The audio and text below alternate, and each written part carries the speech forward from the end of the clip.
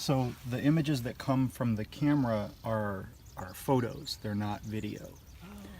And so as a consequence of that, we have a set series of static images. And how many did we have with this flight? 256? 256 total images, or these are the ones that came up positives? No, total images. Okay, so 256, and this was a slow moving, this was the low flight? Mm-hmm. Yeah. And this is not as long as we could have flown. We just needed to cover the smaller area. That was the flush test, right? And you're saying the low flight?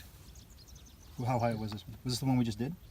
This is the one we just did. Okay, so this was the normal flight. And does this tell you when you take the image, it gives you the lat long, it gives you the elevation also? Yep. Wow, okay. And timestamp and everything. So then what we do is we have an algorithm that Dom and Eric have been working on together that will go through the images, and we have an absolute temperature of 105 that we use as a reference point. And it'll pull out all images that are within a certain range of that.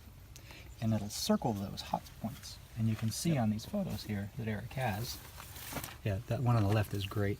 So you see the red circle around that very bright point. And this is you guys. This is us on the left. And so there'll be multiple images, because you know they take so many images and they overlap so much. So there'll be multiple images that'll have pictures of the same nest in it, right? And then we go through and we find the one that's most central, right? And then that's what we use to get the GPS position on, right? But yeah, this gives you a sense of what the nest looks like and how small it is in the data that we're gathering. We have the red circle to tell you what the computer has found in it. Okay. Yep. Okay. Right. And when the sun comes up, we find that it's not rocks that heat up fast, it's open gravel, because it takes the heat fastest. And when we were doing this a couple weeks ago, the sun came up, heated up the open gravel, and there'd be big hot white spots.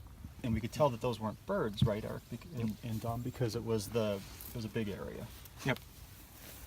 So the way that you have the algorithm written, Dom, is it takes up points rather than areas that it pulls out. Is that right? Well, it takes points of surrounding areas. So if it's a single faulty pixel, it won't pick it up. But if it's a few pretty hot pixels, then it'll consider that, and it'll have an elimination zone. So only, it can't just be two neighboring points. So it won't pick up 10 pixels right next to each other. It'll pick up a blob and then the next blob a bit further away.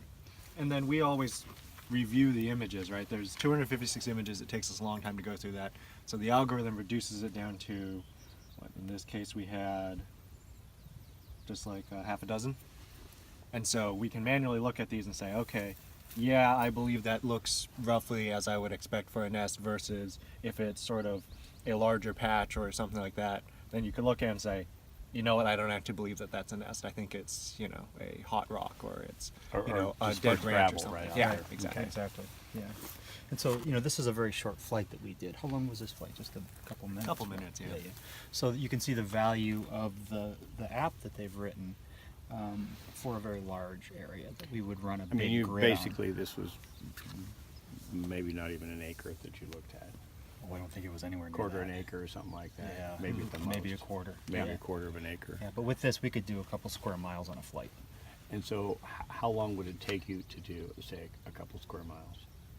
Or let's say you're doing a section, 640 acres, which is a square mile.